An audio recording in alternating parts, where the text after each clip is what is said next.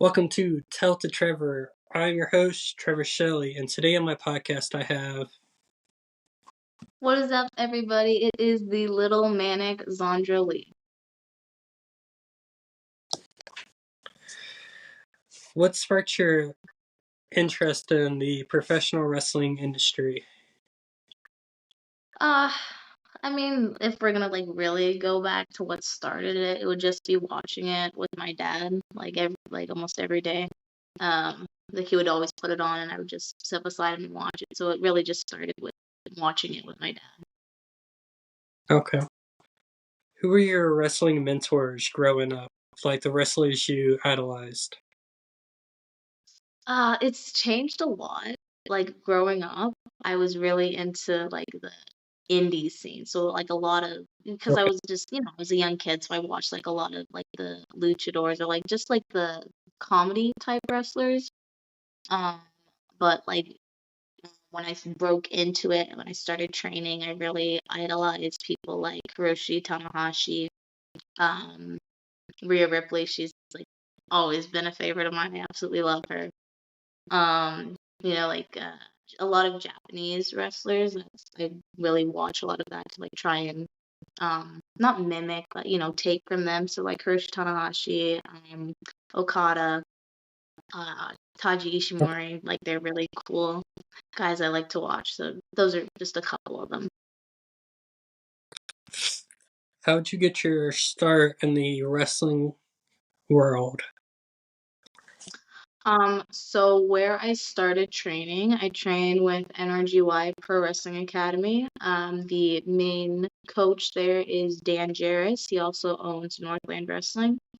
So I started talking to him when I was, I started like asking about training when I was like 12 years old. So like, um, at that age, I can't really get into it, but like I showed Mhm. interest at that point. So Northland Wrestling and Energy Y was the people who got me started into wrestling.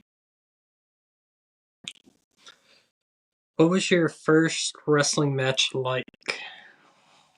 Ooh, so it was interesting. I wouldn't say it was like a normal start to it just because it was just coming out of COVID. So, everyone's still, still wearing Yep. masks, all that. It's like very um sparse for like people who are allowed to come and like all that. So it was a little weird doing it, but I was definitely nervous, but I also knew I knew what I was supposed to do. I knew that I trained for this and Yeah. it was gonna be good. So it was nerve-wracking, but it was very fulfilling to do. Yeah. What are your goals for the future in wrestling? Like the main goal would be to make it to WWE. Um, Yeah. but for I like to make goals like every year for what I want to accomplish. So for this year, it's just I want to get out there more than I did last year. Last year was a huge year for me, but this I just want to make it even better. This year I want to work for even more promotions. I want to go to like more provinces and a couple new states, but Yeah. uh, yeah, just getting out there more. Can you describe your wrestling persona or character for someone that has not watched you before? Um, Hard hitting, very physical. So, if you like the nitty gritty, then I would be one for you to watch. Um, very very vocal. So, if I don't like something, I'm gonna say, and I don't shy away from getting in people's faces like that. If Yeah. you have a problem with me, then, we can hash that out. I don't care. But yeah, very, very physical, I would say. Can you share a memorable moment from your wrestling career? There's a lot of them. Um, Memorable moment, let me think. Recently, I would say it was actually just last month. It would have been my second cage match, but I was able to be in there with Masha Slamovich. So that was a very memorable moment for me and very cool. Painful, but Mhm. it was a really cool moment. Yeah. Can you describe the feeling of winning your first championship? Oh, that was it's kind of hard to describe that feeling. It was in a ladder match where I won my very first championship. So, Yeah. I got to like be like above the ring when I was held it for the first time. Um, so it was, yeah, it's hard to describe that feeling, but it's just like a fulfillment, I would guess would be like the best way to say it. And just like knowing that you earned that and you physically climbed the ladder to get that. So it was pretty Yeah. cool feeling. How do you handle the mental and emotional aspects of wrestling? Um, I mean, a lot of it is you just put it into like if you're stressed or anything, you just put that into training and or working out, and that's just a normal stress relief. So it's just, you just keep doing what you're doing, and like training is a huge help for that because you get to kind of get away from the performance of it, and you just get to enjoy just doing it on your own time. So just I would say those scenes really.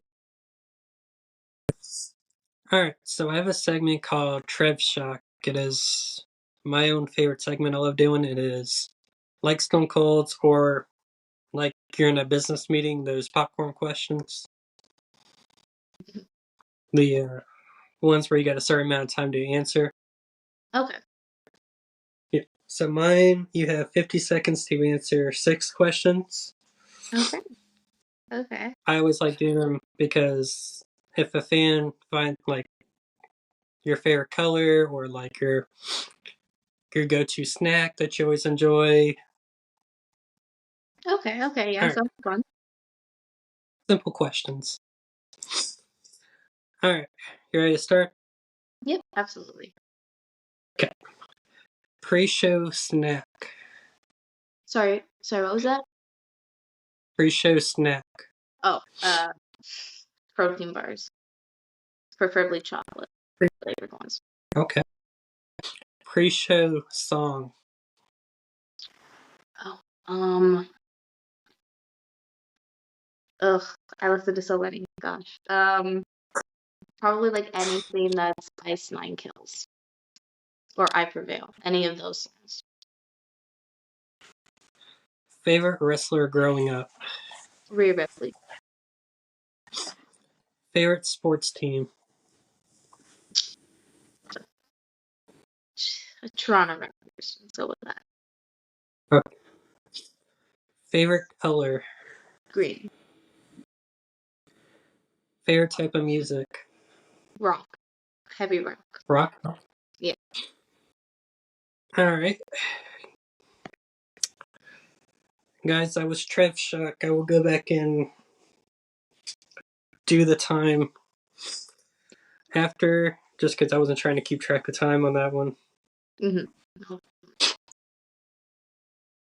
What are your biggest challenges of being a professional wrestler outside of the ring? Uh, I would guess, like biggest challenges would just be marketing yourself and social media presence, just like learning how to promote yourself outside of being in the ring and just, getting out Yeah. there more. That would be like the biggest struggle, I would say. How do you feel about the business side of wrestling and the roles of promotions in shaping storylines? That's not like um I don't really concern myself with, I show up, I get um we get told what to do, and like you do have your own opinions on it, but for most of the time I've never had any issues with anything that I've done, so for the most part I'm happy with how it goes. If you could wrestle any legendary wrestler from the past, who would you pick and why? Mm,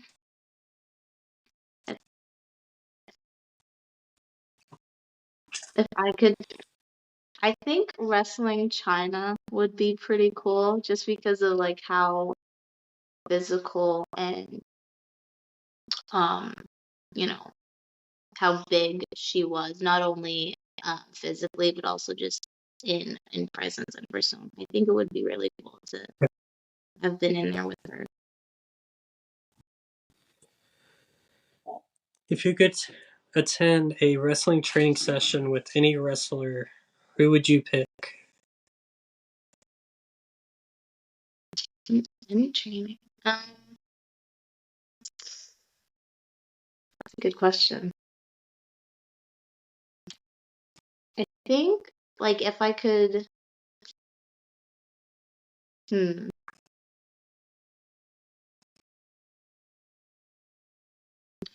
if I could pick anyone, I think like getting a training session from Randy Orton, that would be very cool to be able to like learn and get taught by him. Yeah. Randy Orton would be, I think it would be like my And then if you could have a wrestling legend as your mentor, who would you choose? legend. I think Bret Hart. Bret Hart would be pretty cool, you know, or any like anyone from like the Hart family, like having, like Canadian legends. That would be Yeah. one of those guys. Yeah.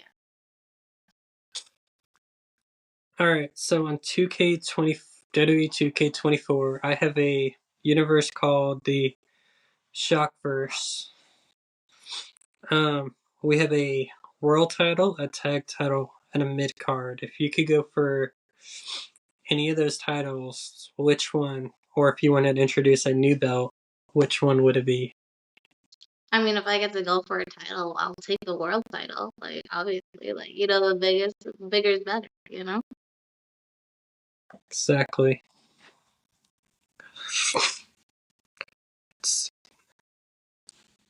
What is your opinion on wrestling crossover events with other sports and entertainment industries? I think they're very like good for promotion and like mixing two events together or like two industries. I think it's very good for both to get more exposure with different types of people because it's introducing new fans to their original fans. I think it's a great idea. What advice would you give to an aspiring wrestler? Just get into it. Time isn't gonna go any slower for you. So the quicker you get into it, the better it'll be. So just like find a school or a trainer that fits your needs and works for you, and just go out there. The worst someone can tell you is no, and if it's a no from them, it can be a yes from somebody else. So just if you really want it, just push for it, and you'll get it. Can you talk about a significant feud you had and how it helped you grow as a wrestler? I would say a recent issue or like a feud I had was with Kat Von Hees. Um, and that really helped me figure out new move sets or offense for someone who's bigger than me. Because I'm on the smaller scale for female wrestlers, but I've always been able to show more power just because I'm not um, just because I'm small doesn't mean that I can't, hold my own. Being in there with her, she's so much bigger and stronger that I had to push myself to find new things to do. And so that helped me open my comfort zone of things that I Yeah. was starting to do. What was it like working with a particular wrestler that you really clicked with in the ring? Finding somebody who you can just vibe with is it's uh, really important because then you just bounce off of each other, and you know that when we go out there it's gonna be we're just gonna have fun. It's gonna be great. So Yeah. finding one of those is it's always a good thing and it's important. And I love it when I can find someone who is just like we have like the same mindset. Yeah. Yeah. Can you describe your training process and what was the most challenging part of learning to wrestle? Starting out, it was more learning. It was learning the basics. Like you start anything, just gonna start off learning the first step. So it's like learning how to bump, learning how to run the ropes, all the uh, parts and the ins and outs of the ring. Just doing, you know, repetitive drills, which, you know, that's at the start, that's kind of where people decide if this is for them or not, because it's very taxing. And, you know, it's the same thing and you're just learning. So you don't feel like, you may not feel like you're doing amazing because you're seeing other people who've been doing this for years and you're basing off of that. So it's just starting out, I find it's the hardest thing to do. It's just to start. So, um, yeah, I would just say like learning the first few things is always the hardest, but then it gets better. What brings you joy outside of the ring? Uh, Joy outside the ring, it would be, you know, it's still tied in with wrestling. Like I love watching wrestling or going in, seeing other shows, uh, working on my own move sets that I want to do, and just like working on how to better um, enhance myself. So it's still just tied into wrestling. And then what is your favorite gear that you have ever gotten made? My favorite set right now is this new orange and black one. I've got it done by Swimwear by Seductions. She's a she does gear for almost everyone I know. Um, and it's my favorite. It's kind of like inspired by X-Men and Jeff Hardy, just kind of all mixed into one. So it would be my black and orange set. Okay. And then where can they find you on social media? So I have two. I'm on Facebook and Instagram. On Facebook, it's just Zondra Lee. For Instagram, it's Zondra Lee _wrestling. Follow me there. I will respond quicker on Instagram than I will Facebook, just because I don't use it that much. But definitely go to Instagram for immediate response there. All right. And then thank you, Sandra Lee, for being on Tell to Trevor. Thanks for having me. Thank you to the sponsors of TBD Wrestling on the Eastern Carolinas and Wrestling Evolution. And then, guys, we are doing a t-shirt contest. Wrestlers and fans are welcome to be part of. It is 5 designs that the winner gets to pick between which design they want. And hope to see you guys down the road at the next one.